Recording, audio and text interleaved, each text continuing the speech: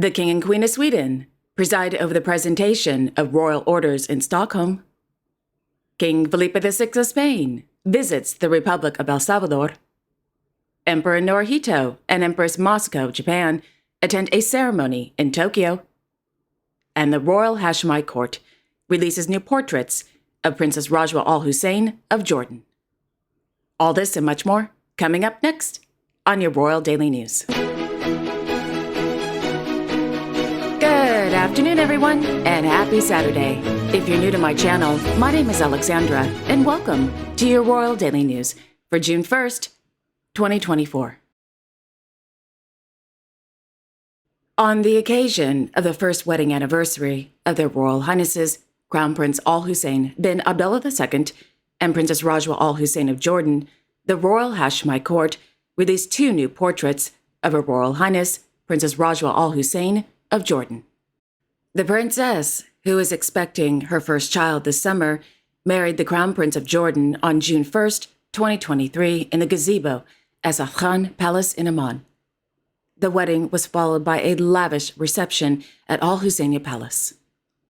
Royals from around the world attended the beautiful wedding, including their Royal Highnesses, the Prince and Princess of Wales, His Majesty, the Sultan of Brunei, His Royal Highness, Prince Abdul Mateen of Brunei, His Majesty, King Philippe of the Belgians, Her Royal Highness, Princess Elizabeth of Belgium, Duchess of Brabant, Their Majesties, King Willem-Alexander and Queen Maxima of the Netherlands, Her Royal Highness, Princess Katharina Amalia, Princess of Orania, and Her Majesty, Queen Jetson of Bhutan, to name a few.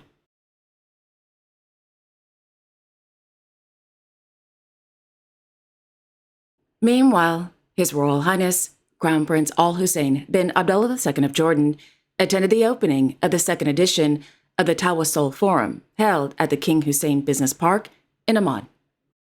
The forum, organized by the Crown Prince Foundation, is an annual platform for interactive national dialogue to exchange visions and ideas on issues related to young people and society.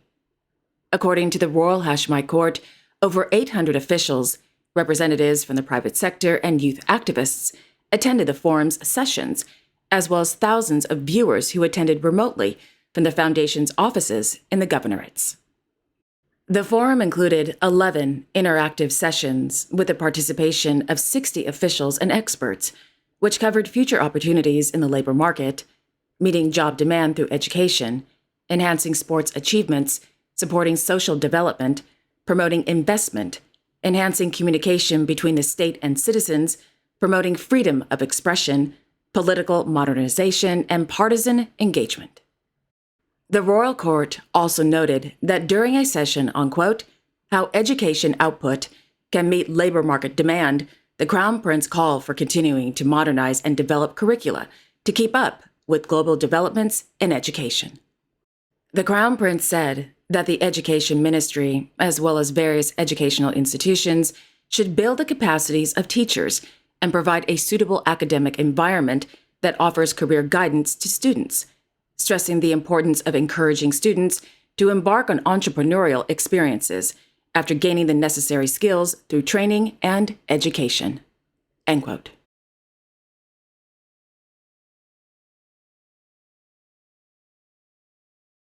In the Shiota Ward of Tokyo, Their Imperial Majesties, Emperor Naruhito and Empress Masako of Japan attended a ceremony on the occasion of the 150th anniversary of the Kasumi Kaikon. According to the Japanese news agency Fuji Television Network, the Kasumi Kaikon is a, quote, social group of former aristocrats that was established on June 1st, 1874, at the request of Emperor Meiji. The group's original name was Kazaku Kaikon and was renamed the Kasumi Kaikon after the abolition of the aristocracy after the war. The Kasumi Kaikon still has ties to the imperial family, having supported the New Year's imperial court event, Udakai Hajime. The imperial family are also honorary members of the group. End quote.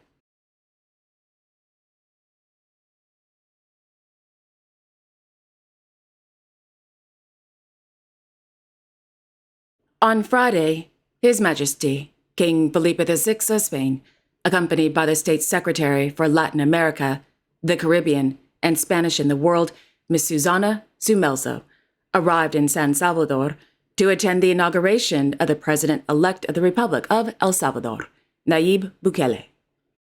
Upon their arrival at the El Salvador International Airport, the King and the State Secretary were warmly welcomed by the Minister of Foreign Affairs, Ms. Alexandra Gil Tinoco, the Ambassador of the Kingdom of Spain to the Republic of El Salvador, Mr. Carlos de la Morena, and the Ambassador of the Republic of El Salvador to the Kingdom of Spain, Mr. Joaquin Alexander.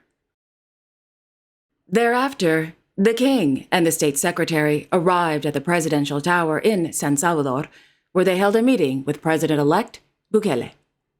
This was followed by a reception in which the King met with Spaniards living in El Salvador. This morning, the King and the State Secretary attended the inauguration of President-elect Bukele at Palacio Nacional in San Salvador. Since 1996, the King, when he was the Prince of Asturias, has represented the Kingdom of Spain at the inaugurations of Latin American presidents. I hope that made sense. Exactly 1 month from today, the King will return back here to Central America. The King will attend the inauguration of the President-elect of the Republic of Panama, José Raúl Molino, in Ciudad de Panama.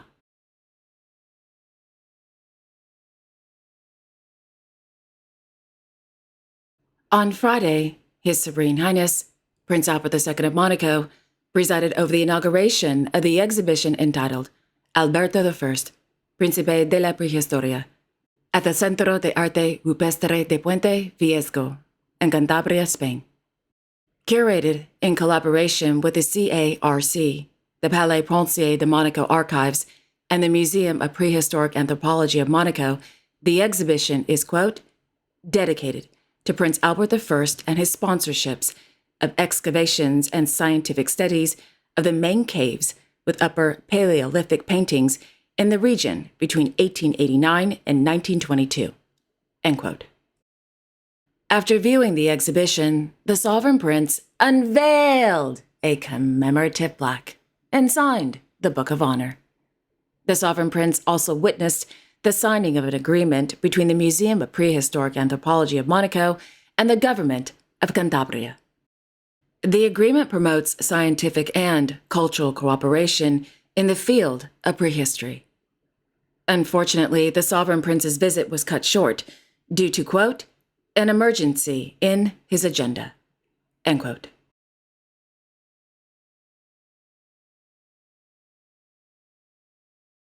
On Friday morning, Their Majesties King Carl Gustaf and Queen Sylvia of Sweden held a meeting with the President of Ukraine, Volodymyr Zelensky, at the Royal Palace.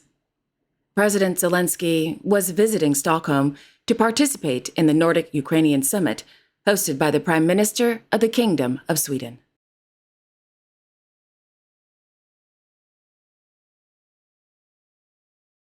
In the afternoon, Their Majesties presided over the presentation of royal orders during a state ceremony in the White Sea Room at the Royal Palace. According to the Royal Court of Sweden, yesterday's event was the first, quote, awarding ceremony for Swedish citizens in modern times, end quote. His Majesty the King, as Grand Master of the Royal Orders of Knighthood, awarded the orders to 13 Swedes. During yesterday's historic ceremony, members of ABBA, Benny, Agnetha, Annifrid, and Bjorn, received the Commander of the Royal Order of Vasa First Class for their outstanding contributions to Swedish and international music life. I love ABBA. I know some people call it ABBA, but I grew up learning how to pronounce it as ABBA, so I hope I didn't offend anybody. But yay, congratulations to them. That's such wonderful news. They are legends.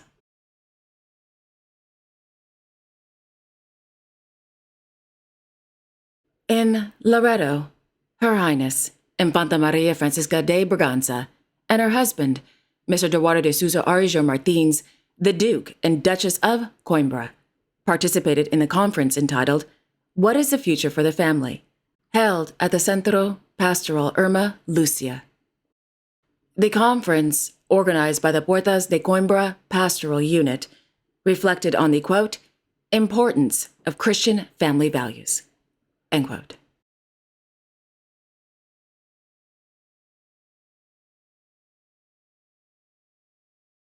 And finally, His Royal Highness Prince Heinrich of Bavaria attended the 21st edition of the Meeting of Historical Costumes of Old Bavaria in Neubayern. And I mispronounced that, but hey, that's okay. It's the end of the episode. Anyway, according to a statement from the House of Wittelsbach, the event included Mass and a procession with coaches of honor, bands, and bannermen wearing traditional Bavarian costumes. The historical ties between the House of Wittelsbach and the town of Neubayern date back to the 18th century, when King Maximilian I said, quote, "This is the most beautiful view in the Bavarian mountains," end quote.